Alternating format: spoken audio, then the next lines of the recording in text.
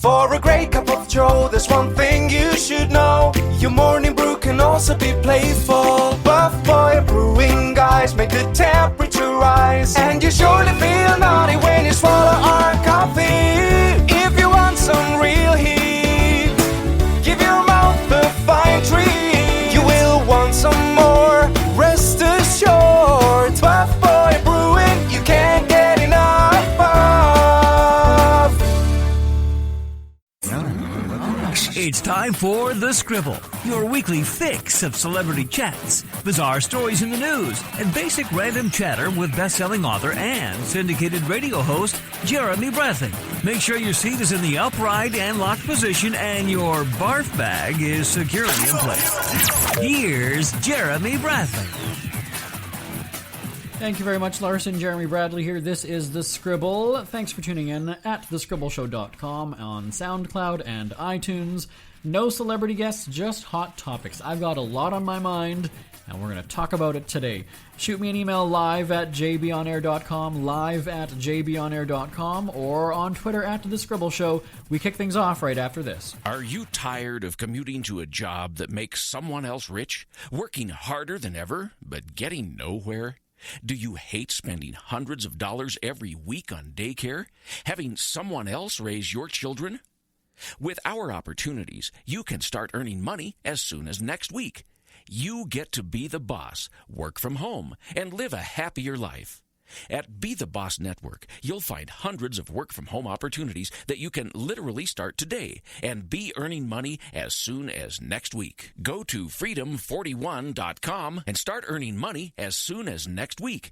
You get to be the boss. Get out of the rat race. Work from home. Go to freedom41.com right now and change your life today. That's freedom, the number 41.com. Go to freedom41.com and start earning money as soon as next week. You be the boss. Go to freedom41.com. Scribble Dribble brought to you by Speak Free with JB.com. Thank you. Check out syndicated newspaper columnist Jeremy Bradley's rants and raves in his weekly news and entertainment columns. Yay. That's at speakfreewithjb.com. Since he's paid to not shut up, God knows why. Once again, Jeremy Bradley.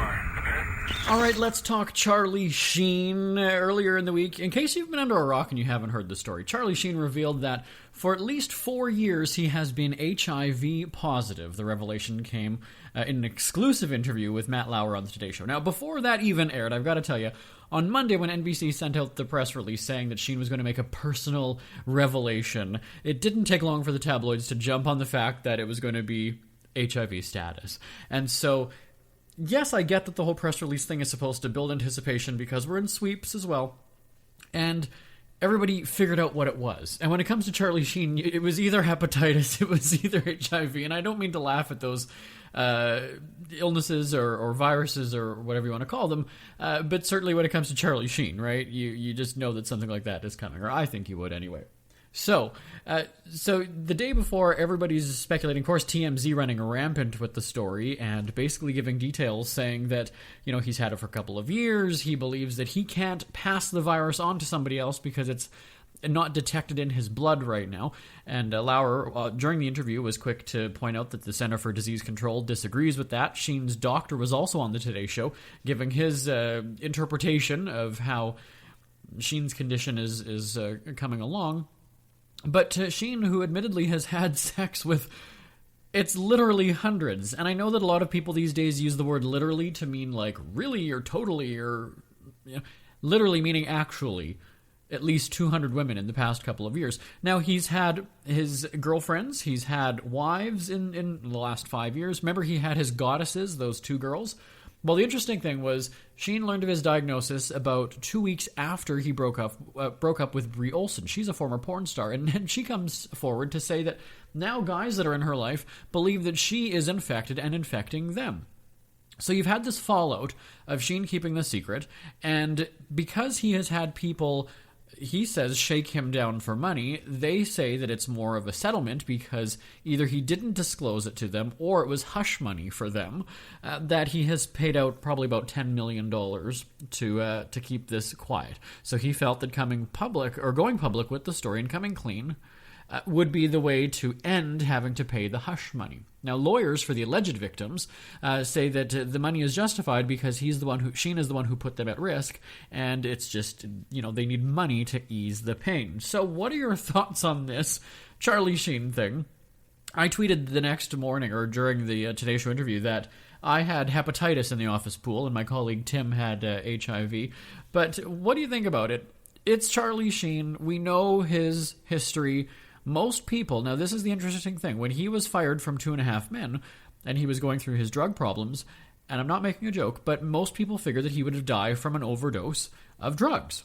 And that became almost a joke. And I've never really, aside from celebrities, you've never really heard people joke about, oh yeah, he's going to die of drugs. Oh yeah, he's going to overdose. It just seems very odd that you would find that to be comical. But with Sheen, maybe it was that he had a sense of humor about it. I'm not sure.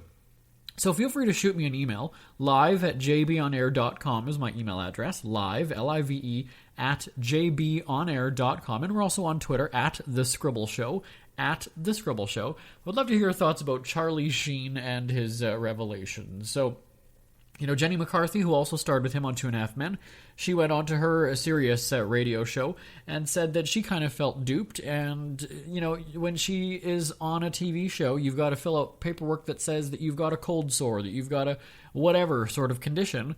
Why did she not have to do that when he was starring on 2.5 Men alongside McCarthy? Because if you recall on that show, he had plenty of love interests. And I wouldn't even say love interests, I would just say female companions, really is what it was. So McCarthy, I don't know, just kind of playing the victim in this one as well. So who knows if she's going to go for blood, and by blood I mean money, as most of Sheen's accusers. I don't even know if I want to use the term victim, because if he is saying that he did disclose this to everybody, I don't really know that there's a way you can prove that. Maybe somebody who's tuned into these types of lawsuits or something like that might be able to give me a shout and some insight. But, do you have to get it in writing and say, here, by the way, I have... I just need you to sign a sworn statement saying that I have briefed you on my medical condition and that we are now okay to have sex. Because Sheen is known for having strippers and hookers as his friends, as his co-stars in the bedroom or wherever he happens to do it. And that's hookers don't take credit cards. Hookers don't they just want the cash. There's no kissing, right? You know how the whole deal is.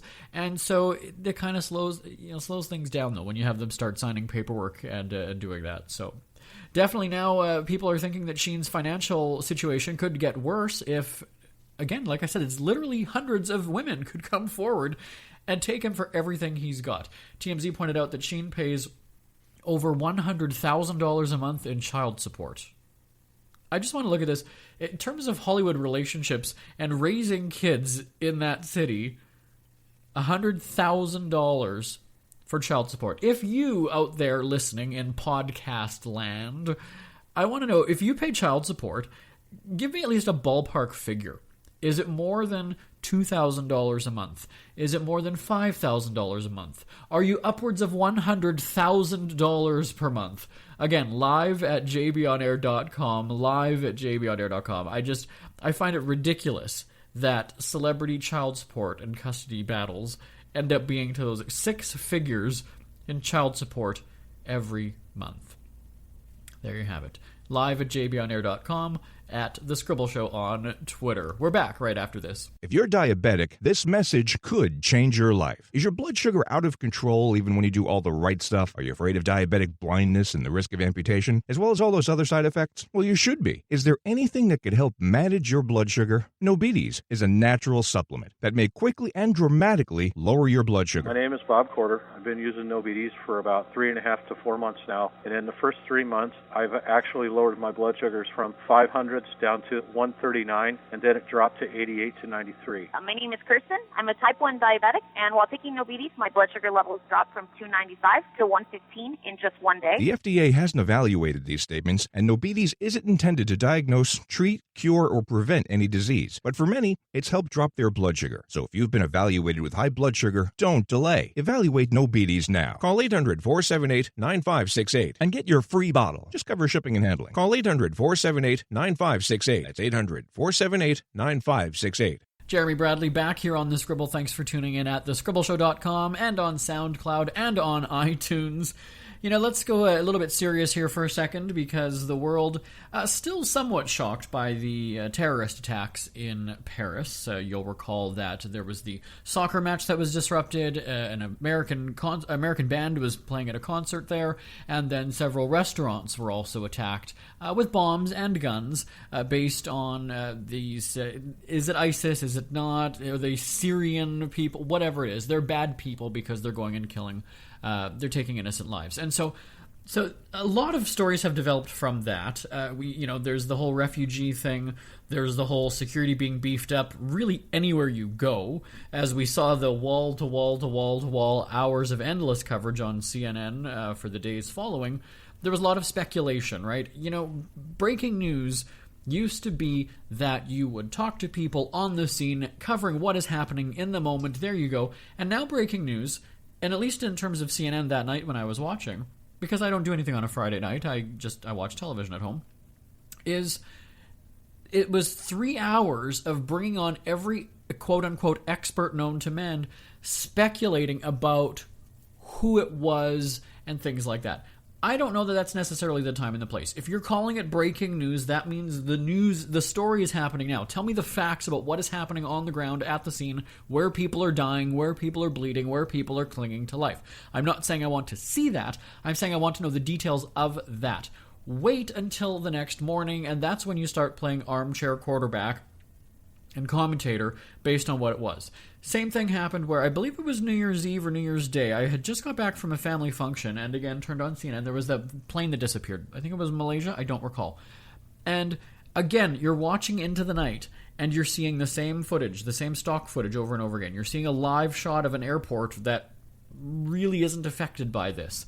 And then they're saying that it could be weather. So you're bringing in all these aviation experts and weather experts and what have you. And it's like we're speculating to fill time. And it's very bizarre because if you don't know anything, then drop the story and go on to other programming. Instead, we're going to hear every weather expert, and then somebody who, the reporter with Obama's camp, I guess Obama was on holidays or whatever it was, you kept calling in from Washington, was on the phone in Washington, saying that Obama's been briefed on the situation. And that's it. So they went to this chick every hour or whatever it was, and she had nothing new. She had nothing new to say. And then you've got, a weather expert, an aviation expert. Why would an aviation expert at this point in time start then commenting on the weather when you don't really know what happened? Right? Because you're just putting it out there. We're just guessing. We're just tossing out ideas. Maybe this, maybe that, maybe this, perhaps this. Could have been this. Oh, well, Miles O'Brien, who used to fly an airplane, says that it's this. Who cares? Who cares? You're not an expert just because you fly in a plane. You're not the weather expert just because you've read a map. Have you gone to school for it? Do you know what you're talking about? So everybody, it was very interesting that night, and I had to laugh because it just seemed like it was time filling. And I think it was a weekend. Either way, it was very late at night. After a while, they ended up going to the European anchors with the British accents or wherever they are, because nobody in North America wanted to stay up and anchor the news from Atlanta or wherever they broadcast from. I question the whole breaking news thing. So let's go back now to Paris, because the news media descends on the area and all the national broadcasts are airing from there, and we're seeing over and over again the sad faces, and it truly was a very devastating point in time for the world. I'm not trying to downplay what happened, and I think it did bring a sense of unity to everybody that is against terrorism, and for those people who support it, clearly are pissed at the rest of us. So now we enter Canada's Prime Minister, Justin Trudeau, Prime Minister Selfie, as I call him. This was his first address to the nation. Any of our Canadian listeners might have seen him before he got onto a plane to go to a summit over there in Europe. He addressed the nation, and not to say that he should have come out swinging. Not that he should have said, we're going to get these a-holes. Not to say anything like that. He was showing compassion, and I get that. I get it. He looked terrified. He looked absolutely terrified when he was talking to the nation. Now, again, I'm not saying that you need to have somebody like Donald Trump come out on their first appearance, to the country when he's the leader and be a hard ass and, shake your fist and say, we're going to get these bastards. But at the same time, I did not feel safe watching my prime minister address the country in a time of crisis. And so everybody was saying that this is Trudeau's first attempt at leadership. Should he be taken seriously? His dad was the prime minister many years ago. But in his 40s, then you see what the world is saying about him. And I had to say, they called it a rock star welcome to this one summit. And then people were comparing him to a movie star. It's like he was a movie star and he was going around taking selfies with all these world leaders. Now, I don't know if that discredits a person in their job or if it's just harder to take them seriously. I get then that he's not going to be considered a threat. He's going to be a friendly prime minister. He's going to be, approachable. People will feel comfortable talking to him. But going crazy on the selfie, is he a frat boy? Like, how old is he? He's in his 40s, if I'm not mistaken, right? And then if you, again, I'm talking to the Canadians here, but a lot of Americans are tuned into politics north of the border, so perhaps you know what I'm talking about. But his wife, I call her the Canadian Kate Middleton, because I believe on election night she was trying to steal the spotlight, like waving as though she just won a pageant or something. And I'm sure she's a very nice woman. I don't really know her, but it just seems like this is going to be a very interesting few years with Trudeau as Prime Minister. Now, again, at my email address, feel free to lash out at me. Send me an email, live@jbonair.com, live@jbonair.com, or tweet us up at The Scribble Show on Twitter, at The Scribble Show. Oh, and my Twitter, at SF, as in Speak Free, Celebwatch, at SF Celebwatch. All right, we're going to have more hot topics and stuff in the news and just fun chatter right after this. We hear you chirping. Get scribbling. Tweet up the Scribble at The Scribble Show. Join the discussion with Jeremy Bradley. It's all going down right now on Twitter at The Scribble Show and at thescribbleshow.com. Shifting gears to the holidays, Jeremy Bradley here. This is The Scribble, and once again, thanks so much for tuning in at thescribbleshow.com on SoundCloud and iTunes. Black Friday. What do you think of when you hear Black Friday? It used to be that you'd think of great deals, bargains, getting ready for your Christmas shopping. What do I think of now? The fist fights at Walmart. And you see it, and you know what's going to happen. You might actually be listening to this podcast on Black Friday, but I definitely want to know your thoughts on it. Is it a little bit reckless? And I mention Walmart because that seems to be where everybody goes a little bit nuts. And Walmart definitely does have a following where, you see these people who are dressed very interestingly there, and it's just a different clientele. I am not knocking Walmart by any means. I want to go on the record to say that they also have carried my best-selling book, so certainly it's fine quality products that they sell. I'm talking about your customers, though. But definitely Black Friday is getting a little bit dangerous, and it's only a matter of time. And maybe it has happened. It's very difficult to keep track of all of these, but, you see on the front page.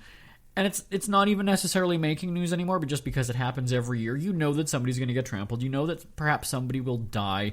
You know there's going to be the fist fights over the cheap television. People are going to catch it with their camera phones and upload it to YouTube. And then Yahoo is going to load it on their front page and show the craziness of Black Friday. Is it worth it, though? And that's where, I'm a bargain shopper, don't get me wrong. Is it worth the hassle, the aggravation, the fear, the violence to save $100 on something?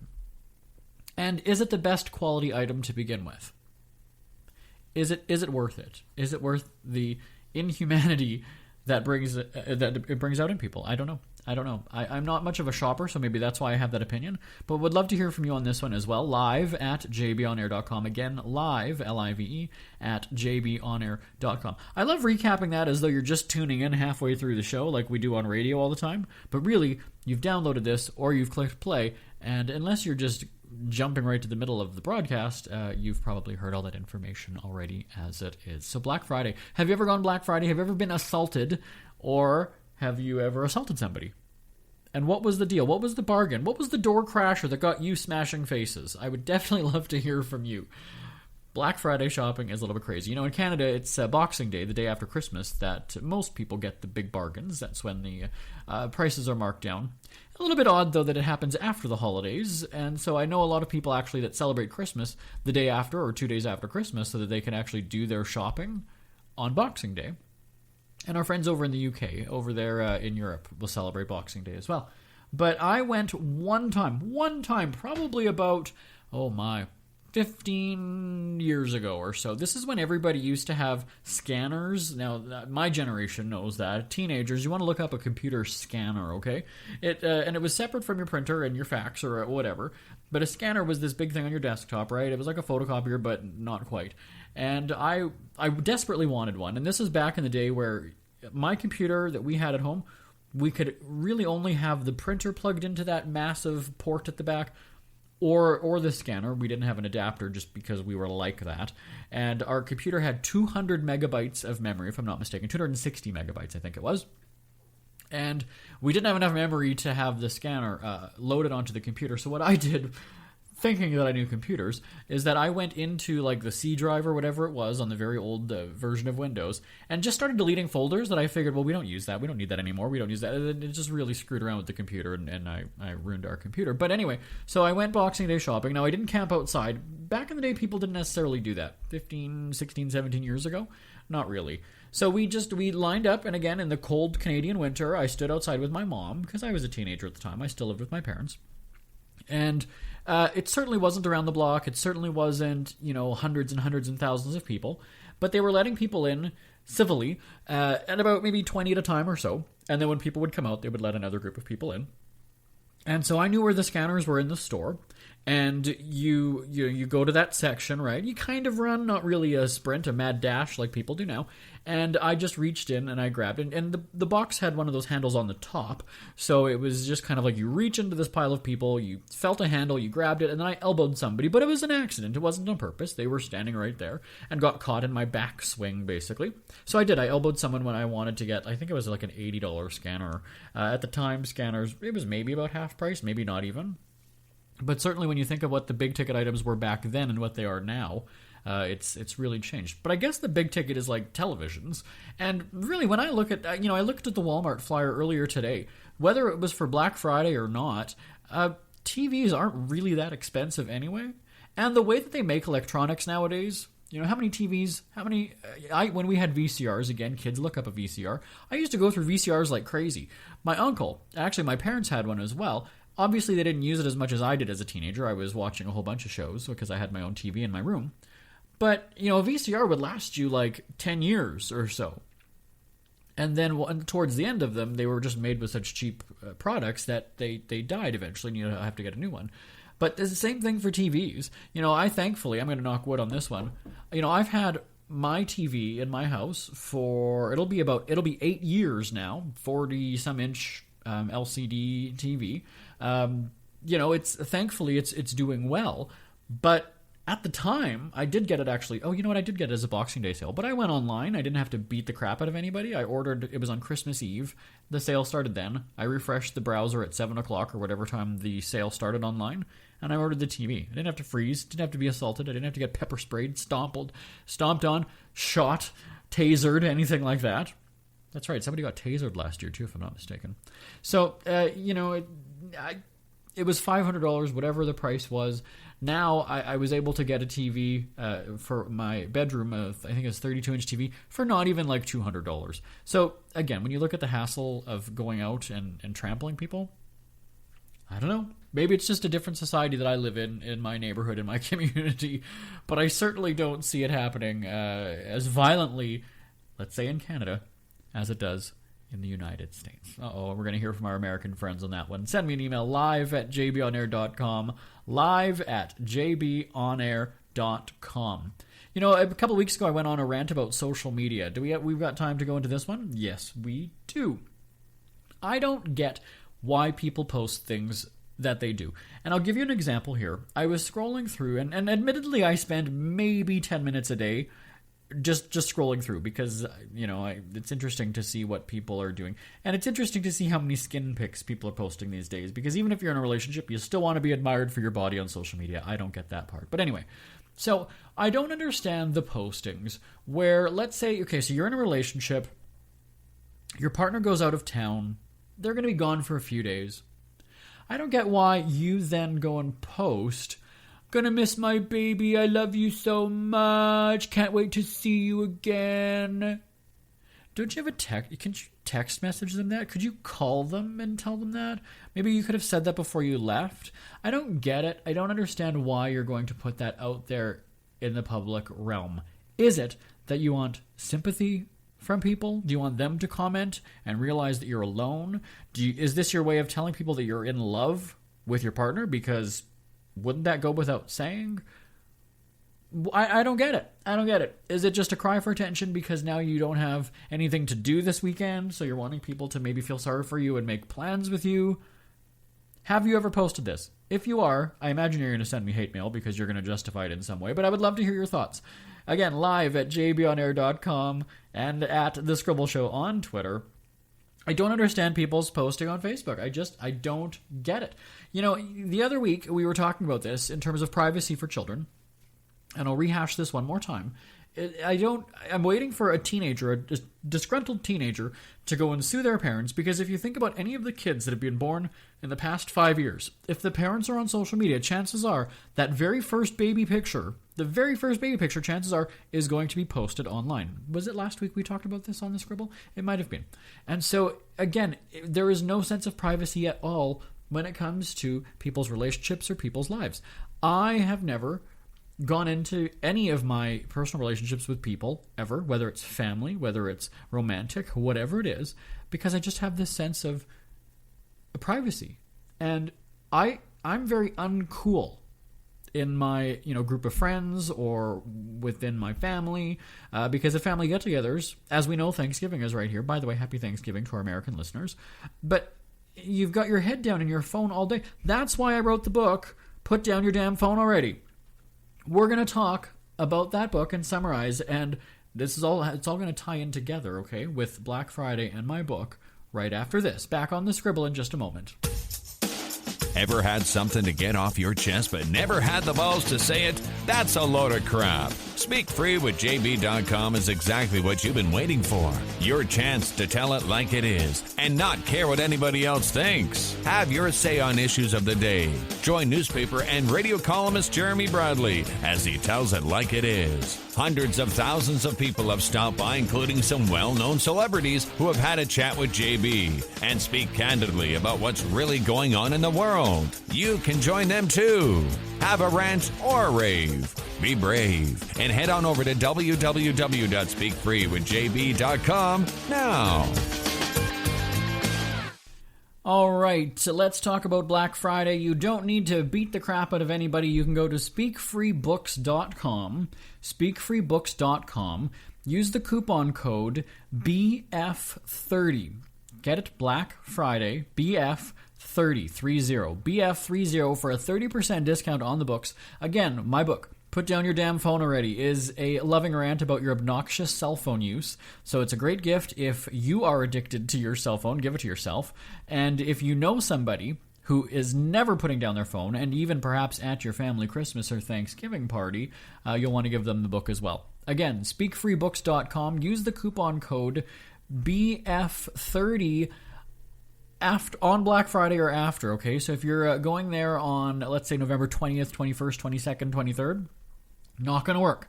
Black Friday for that entire weekend, BF30 for a 30% discount on the book, and that would be cheaper than, I believe, Amazon. If you want to get it the digital version on iTunes, you got to do that on your own. I don't have a code for that. But definitely at speakfreebooks.com, BF30 on Black Friday or the following weekend.